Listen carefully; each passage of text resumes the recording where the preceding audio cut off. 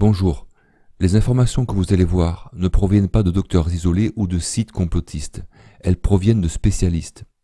Et comme vous allez le voir tout au long de cette vidéo, toutes ces personnalités reconnues mondialement affirment la même chose, les chiffres que les médias nous donnent sont faux. Dans la majorité des cas, les gens décèdent de différentes causes. Mais lorsqu'ils sont aussi porteurs du coronavirus, on considère que c'est le coronavirus qui en est la cause. Par exemple, en Italie, 99% de ceux qui sont morts du coronavirus étaient atteints d'une autre maladie. C'est confirmé par ce graphique provenant de l'Institut italien de la santé. 25,1% ont le coronavirus, mais sont morts d'une autre cause. 25,6% ont le coronavirus, mais sont morts de deux autres causes. Et 48,5% ont le coronavirus, mais sont morts de trois autres causes ou plus. Seuls 0,8% meurent uniquement du coronavirus.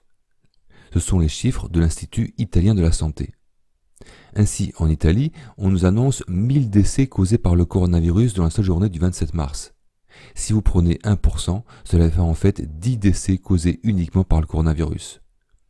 On peut penser que c'est à peu près la même chose en France.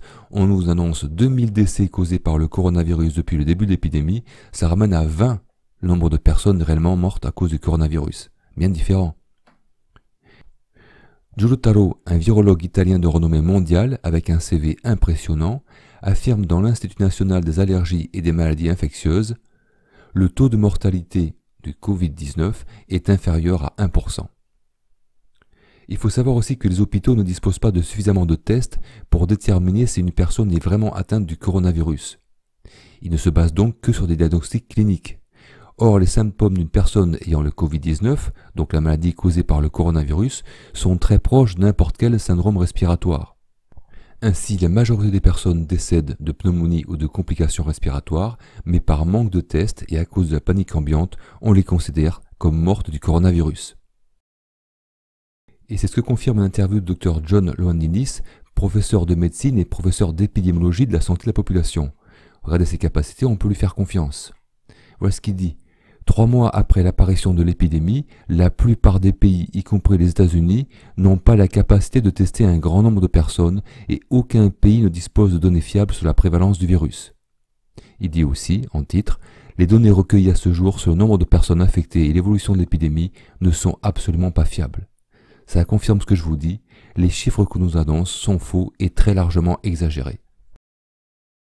Une nouvelle étude française publiée dans le Journal of Antimicrobial Agents, intitulée Coronavirus, peur versus données, affirme que le problème du coronavirus est surestimé, car 2,6 millions de personnes meurent d'infections respiratoires aiguës chaque année, contre 4000 décès pour le coronavirus au 19 mars.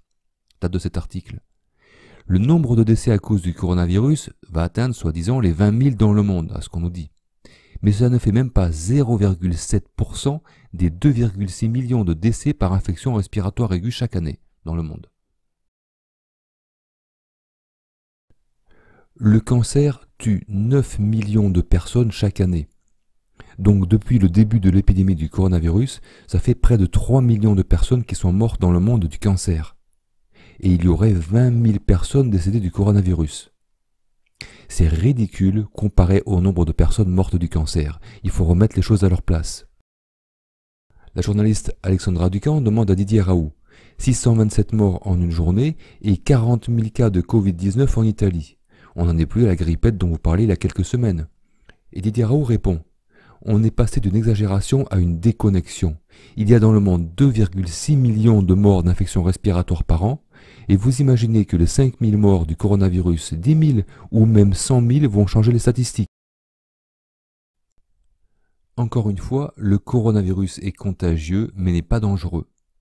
L'immunologue et toxicologue allemand, le professeur Stefan Okertz, explique dans une interview à la radio que le coronavirus n'est pas plus dangereux que la grippe.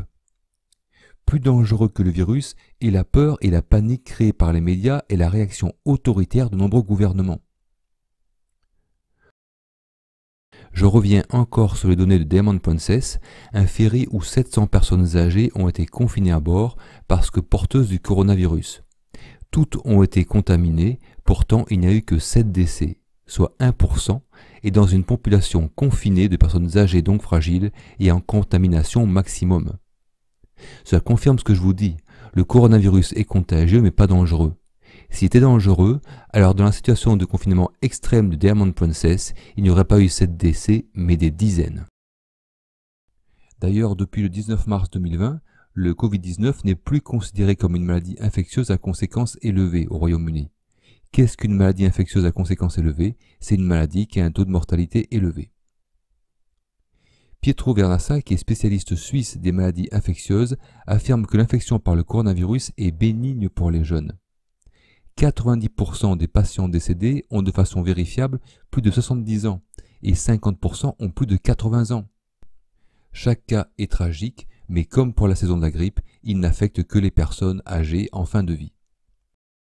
Voilà maintenant l'interview dans le journal Globes du 23 mars 2020 du médecin Yoram Lass, réputé en Israël.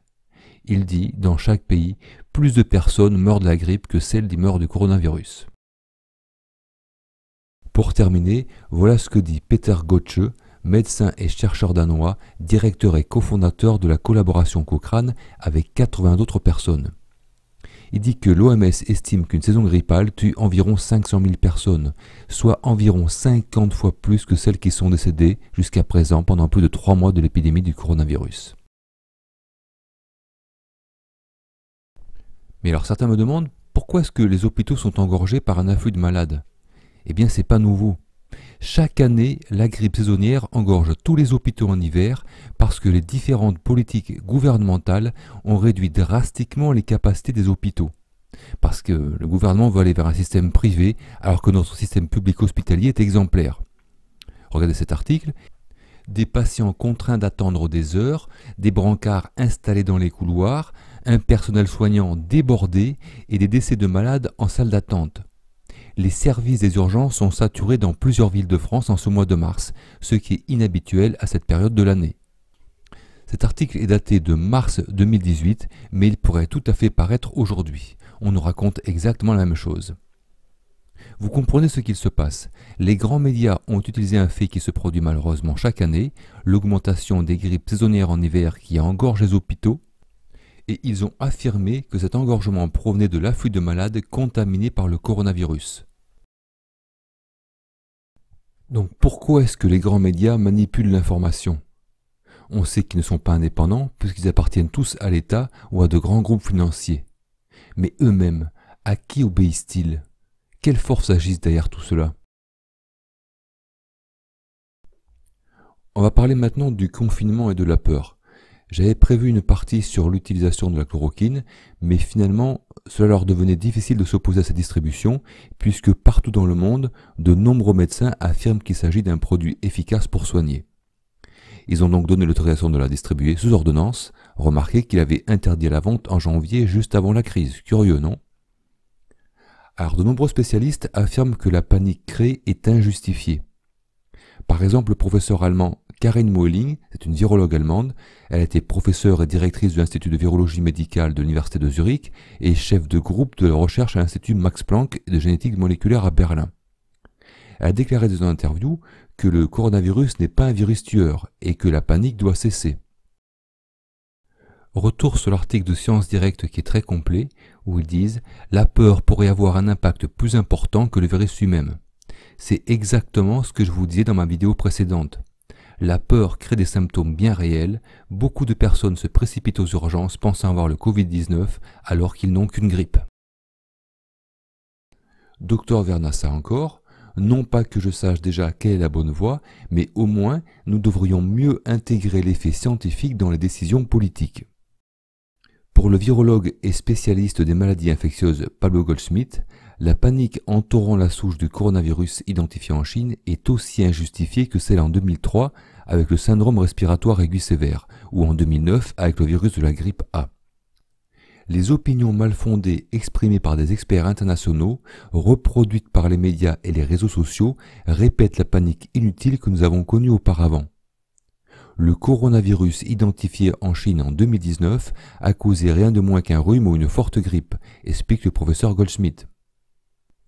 Il dit aussi que chaque année, 3 millions de nouveau-nés meurent dans le monde de la pneumonie et 50 000 adultes meurent aux États-Unis pour la même cause, sans que des alarmes soient déclenchées.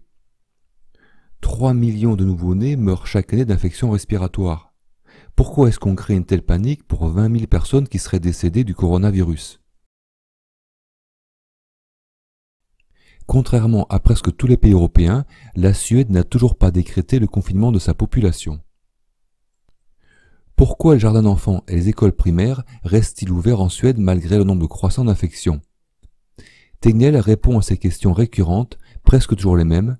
Le bénéfice épidémiologique des fermetures d'écoles dans le cadre du coronavirus est douteux.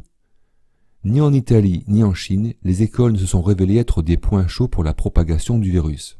Et selon les études de l'Organisation mondiale de la santé (OMS) en Chine, il n'y a pas eu un seul cas documentable dans lequel un adulte a infecté un enfant. Alors pourquoi garder des dizaines de milliers d'enfants en bonne santé à la maison? D'autant plus que beaucoup de parents qui occupent des emplois importants pour lutter contre les crises ne peuvent plus aller travailler. Dans une vidéo en allemand, le professeur Julian Nieder-Römelin, ancien ministre d'État allemand à la culture et professeur d'éthique, souligne que le coronavirus ne présente aucun risque pour la population en bonne santé et que des mesures extrêmes telles que les couvre-feux ne sont pas justifiées. C'est ce que dit aussi le docteur Yoram Lass, qui confirme ce que pensent beaucoup de médecins. Ça ne sert à rien de confiner les gens, car rien ne peut arrêter la propagation du virus. Donc au lieu de confiner les gens, il faut les laisser circuler. Ainsi le virus se propage autour d'un grand nombre de personnes sans que cela les touche, et ils développent leur propre immunité, et la chaîne de l'infection s'arrête. Il faut donc confiner les personnes faibles, les gens âgés, et laisser les autres faire leur vie normalement. Dans l'excellent site de Jean-Dominique Michel, anthropologue de la santé depuis 30 ans, nos pays ont renoncé, contrairement aux Chinois et aux Coréens, au dépistage systématique au profit d'un confinement. Le professeur Raoult souligne que le confinement n'a jamais été une réponse efficace contre les épidémies. C'est un réflexe ancestral de claustration, comme à l'époque du choléra, et confiner chez eux des gens qui ne sont pas porteurs du virus est infectiologiquement absurde. Le seul effet d'une telle mesure est de détruire l'économie et la vie sociale, un peu comme bombarder une ville pour en éloigner les moustiques porteurs de malaria. Pour ceux qui critiquent le docteur Didier Raoult, je voudrais quand même rappeler quelques faits. Il a été commandeur de l'Ordre du Mérite en 2015, officier de la Légion d'honneur en 2011, chevalier de la Légion d'honneur en 2000, chevalier de l'Ordre du Mérite en 1995, c'est pas n'importe quoi. C'est le Français qui a le plus publié dans les revues scientifiques dans son domaine. Il a publié un nombre impressionnant de livres. Il a eu 2600 publications internationales référencées. Il a reçu un nombre impressionnant de distinctions. Il fait également partie de la liste des 400 auteurs les plus cités du domaine biomédical. Il apparaît au sommet du classement européen avec 18 128 citations. Il a reçu 25 prix internationaux. Donc avant de critiquer une telle personnalité reconnue mondialement, il faudra faire preuve d'un petit peu d'humilité. Il est aussi le premier à avoir affirmé que la chloroquine était un remède pour le coronavirus. L'État français s'est opposé pour commencer, mais tous les médecins du monde l'ayant appuyé, les USA avec Donald Trump, puis l'État français, ont fini par suivre les conseils du docteur Didier Raoult. Il affirme maintenant que le confinement est inutile, voyons comment ces idées vont évoluer. Et voici ce que dit maintenant le professeur Frank Ulrich Montgomery. C'est un radiologue, il a été président fédéral du syndicat médical Marburger Bund, il est président de la Fédérale Médicale Association, il est président du conseil d'administration de l'Association médicale mondiale depuis l'année dernière. C'est pas n'importe qui. Voilà ce qu'il dit. Je trouve que la nécessité de mesures aussi draconiennes pour signaler à la population que les contacts sociaux doivent être sévèrement restreints est une indication effrayante du caractère déraisonnable de notre société. Et maintenant le professeur Shukarit Bhakdi, encore une autre personnalité. Je vous l'ai dit, les références que je donne dans cette vidéo ne proviennent pas de docteurs peu connus ou de sites complotistes. Voilà ce qu'il affirme. Les mesures anti-Covid-19 du gouvernement sont grotesques, absurdes et très dangereuses. L'espérance de vie de millions de personnes est raccourcie. L'impact horrible sur l'économie mondiale menace l'existence d'innombrables personnes. Les conséquences sur les soins médicaux sont profonds. Déjà les services aux patients dans le besoin sont réduits, les opérations annulées, les pratiques vives de personnel hospitalier diminuent. Tout cela aura un impact profond sur toute notre société. Toutes ces mesures conduisent à l'autodestruction et au suicide collectif basé sur rien d'autre qu'un fantôme. Voici ce que dit maintenant le docteur David Katz, c'est un médecin américain, directeur fondateur du Yale University Prevention Research Center. Je suis profondément préoccupé par le fait que les conséquences sociales, économiques et de santé publique de cet effondrement presque total de la vie normale, écoles et commerces fermés, rassemblements interdits, seront durables et calamiteuses. Peut-être plus graves que le bilan direct du virus lui-même. La bourse va rebondir dans le temps, mais de nombreuses entreprises ne le feront jamais. Le chômage, l'appauvrissement et le désespoir qui en résulteront seront des fléaux de santé publique de premier ordre. Voici maintenant les propos de Michael Osterholm, professeur régent et directeur du Center for Infectious Disease Research and Policy à l'Université du Minnesota. Voici ce qu'il dit, mais on le sait tous aussi.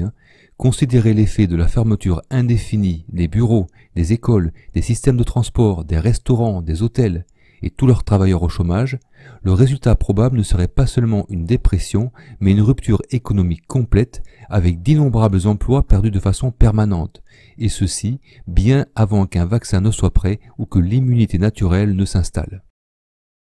Pour terminer, encore une phrase de Didier Raoult dans Le Libre Penseur.